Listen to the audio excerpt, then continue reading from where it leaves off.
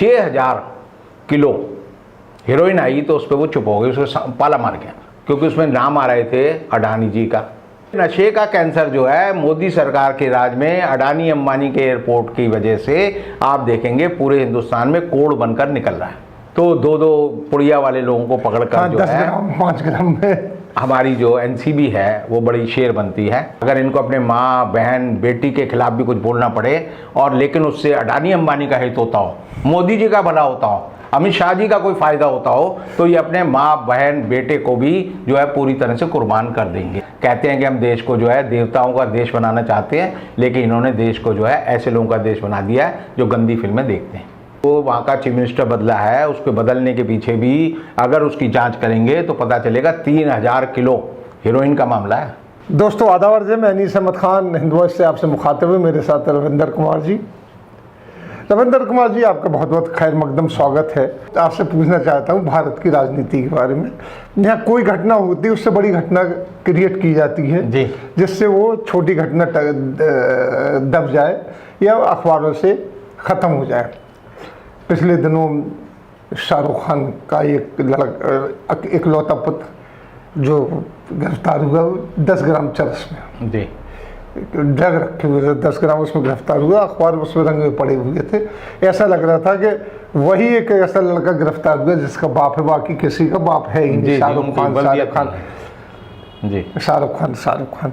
तो उसी संदर्भ में पूछना चाहता हूँ कि आखिर इस केस को, एक मामूली केस है, शाहरुख खान के बेटे ने ड्रग ली या उस जो फैक्ट जो पार्टी होती रही वो पार्टी, उसमें वो एक आदमी था, लड़का था जो गिरफ्तार हुआ, तो उसका इतना हंगामा मचाया जाना, इस तरीके से किया जाना, ये कहाँ तक किस केस को दबाने के लिए किया गया है? आखिर ये मैं आपसे पूछना चाहता हूँ, इसके पीछे पॉलिटिक्स क्या है? सबसे बड़ी बात यह है कि जब आप मशहूर होते हैं तो ये उसका एक खमियाजा होता है जो आपको भुगतना पड़ता है। जी वो तो है, क्योंकि राजा को छींक आए तो पूरे देश में जो है लोगों को जुकाम हो जाता है। और शाहरुख खान जिसको अपना फख्र से कहते हैं अपने आप को, मैं किंग खान हूँ, प्रेस वाले भी कहते हैं किंग खान है, उनका लक़ब हो गया। तो उनके लड़के को पकड़ना जो है एक बेहद सनसनीखेज मामला तो है। लेकिन जैसे आप देखते हैं कि कहते हैं कि शिमला में बर्फ़ गिरेगी तो दिल्ली में ठंड बढ़ जाएगी, तो इसी तरह जो है ये जो शाहरुख खान का लड़का पकड़ा गया और एक अरबाज मर्चेंट एक लड़का और है जिसका नाम बार बार आता है, और ऐसे 8-10 लड़कों को पकड़ने का दावा जो है जो नेशनल नारकोटिक्स कंट्रोल ब्यूरो है उसके जो इस काम के अगवा थे समीर वानखेड़े, उन्होंने कहा कि हमने 8-10 लड़कों को पकड़ा है। अब 8-10 लड़के पकड़े तो यही अपने आप में पहला डाउट क्रिएट करता है कि या तो आपने 8 पकड़े या 10 पकड़े या 9 पकड़े। 8-10 नहीं होता, एक सीजन्ड जो ऑफिसर होता है आईपीएस ऑफिसर, वो कहे हमने 8-10 पकड़ लिए, तो कोई भंडी या अरबी तो लेने गए नहीं आप 1 तोले में कितनी चढ़ी है, 1 किलो में कितनी चढ़ी।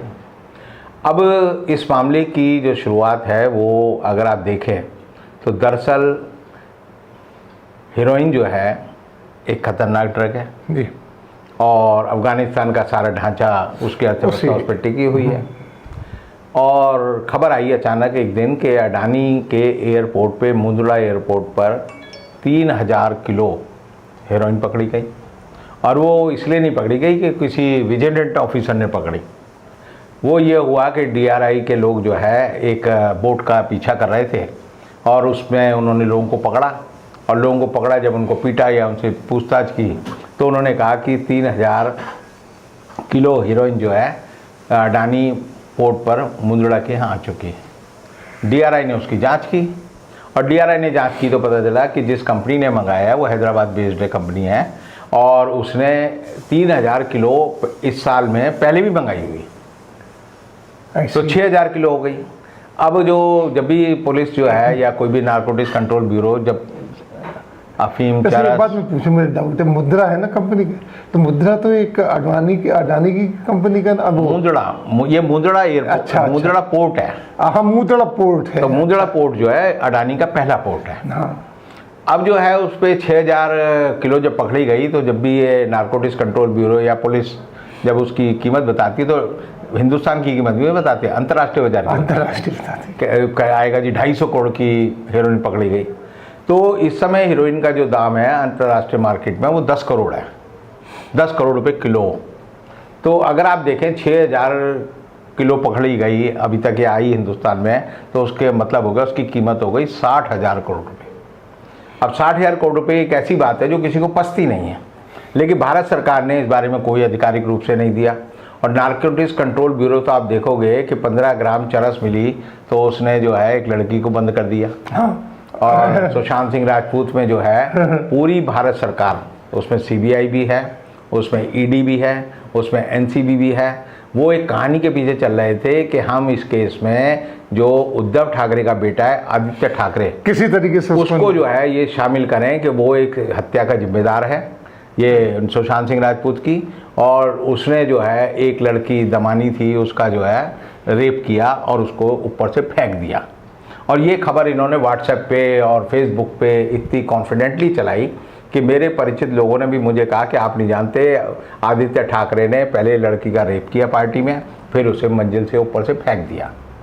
लेकिन ये जो है आप समझिए कि सीबीआई, ईडी और एनसीबी तीनों में अपने आप में पूरी तरह से एक्सपोज हो गई और उसने रिया चक्रवर्ती को बंद कर दिया, उसके भाई को कर दिया, और तकरीबन 100 लोगों पे जो है इस तरह का केस बनाया। और बहुत सारे लोग उसमें जो है, जैसे आप देखेंगे मुंबई में बंद हैं, कुछ गोवा में बंद हैं, और उसमें फॉरेनर ज़्यादा है। तो 2-2 पुड़िया वाले लोगों को पकड़ कर जो 10 है ग्राम 5 ग्राम में हमारी जो एनसीबी है वो बड़ी शेर बनती है। और 6000 किलो हीरोइन आई तो उस पर वो चुप हो गई, उसको पाला मार गया, क्योंकि उसमें नाम आ रहे थे अडानी जी का, उसमें नाम आया था गुजरात का, उसमें आ रहा था मुंद्रा पोर्ट का, उसमें जो आप समझिए कि ये पूरी खेप जो है, जैसे अफ़गानिस्तान में सारे के सारा जो हीरोइन का या नशे का कारोबार जो है सत्ता के गलियारे से चलकर होता है, ऐसे ही इसकी पकड़ जो है हिंदुस्तान में भी है। 6000 के बारे में कैबिनेट सेक्रेटरी को पूछना चाहिए था, भारत की सुप्रीम कोर्ट को पूछना चाहिए था सुबह मोटो करके, भाई 6000 आई तो कैसे आई। लेकिन जो है आप देखते हैं कि चीज़ें दबती नहीं हैं हिंदुस्तान में। अभी भी 2-3-4% ईमानदार या राष्ट्रभक्त या देश के सच्चाई के सोचने वाले लोग हैं। और हम देखते हैं कि एक मजिस्ट्रेट ने ये कहा कि इसकी पूरी जांच करो कि भाई 3000 अब आई, 3000 पहले आई, कैसे आई, और ये जो थी हैदराबाद में उतरनी थी, वहाँ पहुँचनी थी, तो मुंद्रा पोर्ट पर क्यों उतरी, अडानी के पोर्ट पे क्यों उतरी, ये जो है तमिलनाडु में चेन्नई में भी उतर सकती थी, विशाखापट्टनम पोर्ट पे भी उतर सकती थी। तो इसका मतलब ये है कि वो आई तो अडानी के पोर्ट पे, लेकिन वो जो है जानी हैदराबाद नहीं थी, उसकी खपत जो थी रास्ते में थी। अब हिंदुस्तान में अगर नशे का सबसे बड़ी खपत का केंद्र क्या हो सकता है, वो मुंबई है, वो गोवा है। तो इसलिए ये जो है मामला की जांच जो है DRI को दी गई है और NIA को दी गई है। अब NIA इसकी जांच करेगी कि ये कैसे आई। अब आप कहेंगे इससे शाहरुख खान के लड़के का क्या मतलब, वो मैं पूछना चाहता था। तो शाहरुख खान के लड़के का मतलब इसलिए है क्योंकि जैसे जो आपने सुना है सब बात बताई ओझा जी की, तो उस बारे में दुष्यंत कुमार ने बहुत पहले एक शेर कहा था, इससे भी आगे बढ़कर कि हालात जिसमें सूरत जहाँ और भी खराब, चारों तरफ खराब यहाँ और भी खराब, और सूरत संवारने में बिगड़ती चली गई, पहले से हो गया है हिंदुस्तान और भी खराब। तो मोदी जी ने क्या किया कि जैसे कैंसर होता है वो एक आदमी के शरीर में हर जगह फैल जाता है, हर जगह फैल जाता है। तो ये नशे का कैंसर जो है मोदी सरकार के राज में अडानी अंबानी के एयरपोर्ट की वजह से आप देखेंगे पूरे हिंदुस्तान में कोड़ बनकर निकल रहा है। अब चूंकि एक बड़ी खबर को छोटी खबर कैसे बनेंगे, तो एक अकबर बीरबल का आता है कि एक बार अकबर ने लाइन खींची और कहा अब इसको छोटी करके दिखाओ। तो बीरबल गया, बीरबल ने चौक लिया और उसने उससे बड़ी लाइन खींच दी, बोले महाराज अब आपकी लाइन छोटी हो गई। तो भारत के मीडिया ने, भारत का मीडिया आप समझिए इसका ज़मीर मर चुका है, ये सारे मुर्दा लोग हैं, ये अपना दिमाग इस्तेमाल नहीं करते।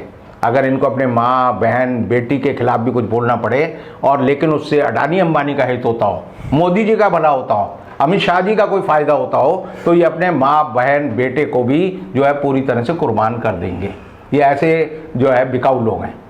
मुझे एक याद आता है कि एक सीरियल था जो दुनिया का पहले सीरियल में एक माना जाता है, मिनी सीरियल, वो BBC ने बनाया था, उसका नाम था ईयर ऑफ सेक्स ओलंपिक।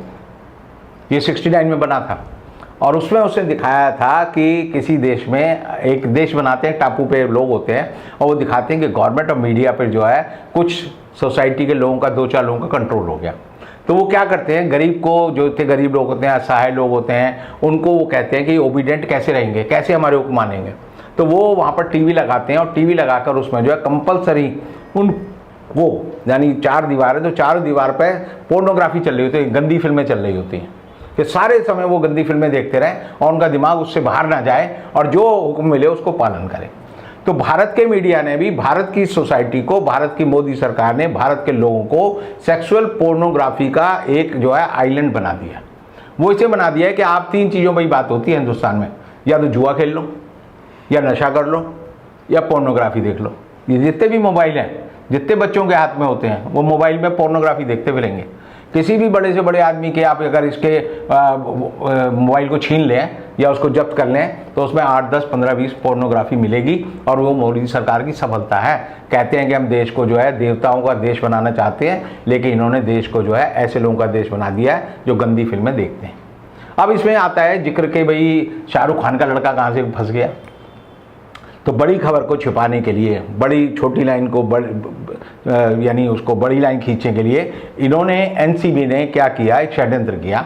और उस षड्यंत्र के तहत जो है शाहरुख खान का बेटा, उसको उन्होंने कहा कि ये जो है चरस का और हेरोइन का और कोकीन का, यानी सारे नशों का इस्तेमाल कर रहा है। और उसके साथ एक अरबाज मर्चेंट था, उस लड़के को पकड़ लिया। और उनको पकड़ने वाले जो लोग हैं, जिनकी फ़ोटो टीवी में आई, जो सेल्फी आई, व्हाट्सएप पे आई, फेसबुक पे आई, अखबारों में आई, तो उसमें एक आदमी आता है, एक उसका नाम है किरण गोसावी। जी जी जी जी। अब किरण गोसावी कहता है मैं कुआलालंपुर में डिटेक्टिव हूँ। उस पर एक आदमी ने इल्ज़ाम लगाया कि मेरे को नौकरी दिलाने के लिए से मुझे 3 लाख ले लिए। उसको मुंबई पुलिस ढूंढ रही है। अच्छा। लेकिन वो अभी तक मिला नहीं है, जबकि वो एनसीबी के कब्जे में। एक दूसरा आदमी आता है, उसका नाम है मनीष भानुशाली। मनीष भानुशाली कौन है? वो जो है बीजेपी का उपाध्यक्ष है। और उपाध्यक्ष ऐसा है कि जब मुद्रा पोर्ट पर, अडानी के मुद्रा पोर्ट पर हेरोइन मिलती है तो वो वहाँ होता है, वहाँ के चीफ मिनिस्टर से मिलता है। वो वहाँ का चीफ मिनिस्टर जो बदला है, बहुत सारे लोगों को गलतफहमी है कि इसलिए बदला गया है कि मोदी जी चाहते थे चुनाव से पहले बदला। जो वहाँ का चीफ मिनिस्टर बदला है, उसके बदलने के पीछे भी अगर उसकी जाँच करेंगे तो पता चलेगा 3000 किलो हीरोइन का मामला है। इस हीरोइन के मामले से चीफ मिनिस्टर का मतलब दफ्तर सीधा जुड़ा हुआ है। और ये भानुशाली जो है, मनीष भानुशाली, पहले वहाँ जाता है, फिर दिल्ली आता है, दिल्ली आके अमित शाह से मिलता है और लोगों से मिलता है। और फिर इस क्रूज़ पर जिसपे कि शाहरुख खान का बेटा था और अरबाज मर्चेंट था, ये दोनों वहाँ जाते हैं और जाके इनकी फ़ोटो है और ये उसको पकड़ के ला रहे हैं। यानी जो काम एनसीबी के पुलिस वालों को करना चाहिए वो ये कर रहे हैं। अब ये कर रहे हैं। अब इनकी फ़ोटो आई, जब लोगों ने इनकी पूरी बात खगाली। और कल हम देखते हैं कि एनसीबी के जो सारे जो डायरेक्टर हैं, उन लोगों पे जो है आरोप जो है एनसीपी के मंत्री ने लगाए, आरोप प्रमाण सहित। जी जी। कि भाई ये ऐसा है। तो जब मैंने ये बात देखी तो सबसे बड़ी बात यह है कि उसके बाद एनसीबी का कहना है, क्राइम कंट्रोल ब्यूरो का, कि ये लोग जो थे हमारे इन्फॉर्मर थे। यही कहा उन्होंने। और इन्फॉर्मर को कब से ताकत मिल गई कि वो किसी को अरेस्ट करें, अपनी फोटो खिंचाए, सेल्फी खिंचाए, सेल्फी खिंचा रहे हैं। अब उसमें जब पढ़ने के बाद मैंने सारी बात देखी तो मुझे लगा कि इन दोनों केस में ये 8 बच्चे बंद हुए हैं या 10 बच्चे बंद हुए हैं या ये 2 बच्चे बंद हुए हैं, ये सारे के सारे बरी हो जाएंगे। कोर्ट ऑफ लॉ में ये केस जो है एक दिन नहीं खड़ा होगा। वो इसलिए नहीं खड़ा होगा कि अंडर सेक्शन 100 CRPC जब भी आप किसी की जामा तलाशी लेते हैं तो एक पंचाट होता है, पंचनामा बनता है। और पंचनामे में 2 लोगों को बुलाया जाता है पब्लिक के, कि आप आकर जो है ये बताओ कि जी हम वॉलंटरीली इस पे गवाही देने को तैयार हैं, गवाह बनने के लिए तैयार हैं। होता है। तो जो पंचाट होते हैं उनको बुलाया जाता है, पहले उनकी तलाशी ली जाती है। जी जी। कि भाई इसके पास तो नहीं है कहीं पैसे हैं, उसकी सारी जामा तलाशी होती है, सब होती है, उसका एक पर्चा बनता है और उस पर्चे पे लिखा जाता है कि ये इस आदमी पे ये मिला या नहीं मिला। अब मैं आपको ये कहना चाहता हूं कि ना तो गोसावी का कोई इस तरह का तलाशी ली गई और ना ही ये जो भानुशाली है इसकी ली गई। तो इस तरह से समझो कि ये सारा सामान जो है, अगर हम कहें कि भानुशाली और ये गोसावी अपने साथ लेकर गए और वो लेकर उन्होंने कहा जी इन पे बरामद हो रहा है, तो इसलिए सारा केस किसी भी हालत पे नहीं खड़ा होगा। पंच जो हैं वो एक तरह से इंडिपेंडेंट विटनेस होने चाहिए, जो डिपार्टमेंट के लोग नहीं होने चाहिए, जिनके बारे में कोर्ट को लगे कि ये बिल्कुल जो है अपने आप में जो है बिल्कुल निष्पक्ष है। लेकिन वो एक कह रहा है जी मैं जो हूँ बीजेपी का हूँ, दूसरा कह रहा है मैं भी बीजेपी का हूँ। वो जो है अमित शाह के साथ भी फोटो खिंचाते हैं, मोदी के साथ भी खिंचाते हैं और लोगों के साथ भी खिंचाते हैं, फडणवीस के साथ भी फोटो है। दूसरा जो है वो अपने बारे में बड़ी बूस्ट करता है। तो ये दोनों जो है एक तरह से वेस्टेड इंटरेस्टेड विटनेस हैं और इनका कोई पंचनामा नहीं बना है, इनकी कोई तलाशी जामा तलाशी नहीं हुई है। तो सेक्शन 100 सीआरपीसी के मुताबिक ये जो है, ये जो भी चीज़ें बरामद हुई हैं, ये दोनों के लिए अगर कोई आदमी जिम्मेदार है तो भानुशाली और गोसावी ये दोनों जिम्मेदार हैं। और अगर ये पॉइंट जज के सामने आएगा तो आप सबको पता चलेगा कि ये जो है एनसीबी के जो समीर वानखेड़े हैं, जो कि कहते हैं जी बड़े दबंग हैं, उन्होंने अपने बारे में बड़ी स्टोरियां छपवाई हैं, वो सारी स्टोरियां फर्जी निकलेंगी। और एक बात और बता दूं, अगर एनसीबी के किसी भी अफसर के यहाँ सीबीआई छापा मारे, ईडी छापा मारे, तो इनके पास वैसे ही दौलत मिलेगी जैसे और किसी भी भ्रष्ट पुलिस वाले के यहाँ मिल सकती है। तो आज के समय में ज़रूरत इस बात की है कि एनसीबी हो, सीबीआई हो, ईडी हो, इनके सारे के सब डीआरआई हो, सीबीडीटी हो, इनके सारे अफसरों का जो है एक तरह से पूरा का पूरा विवरण जो है चेक होना चाहिए, एक्सरे होना चाहिए, इनकी जांच होनी चाहिए। क्योंकि अगर हिंदुस्तान में सबसे भ्रष्ट एजेंसियां हैं तो वो पुलिस है, आईएएस है और ये सारी एजेंसियां हैं जो मोदी के इशारे पर सिर्फ अपने विरोधियों को पकड़कर बंद करने का काम करती हैं और वाहवाही लूटने का काम करती है। और वो मीडिया जिसका जमीन ही नहीं है वो इसको ऐसे बताता है जैसे उन्होंने जो है एक बहुत बड़ा दुश्मन पकड़ लिया है। तो ये जो मीडिया है ये देश का सबसे बड़ा बेड़ा गर्क कर रहा है और वो इसलिए कर रहा है क्योंकि इस पे कब्जा अडानी और अंबानी का है।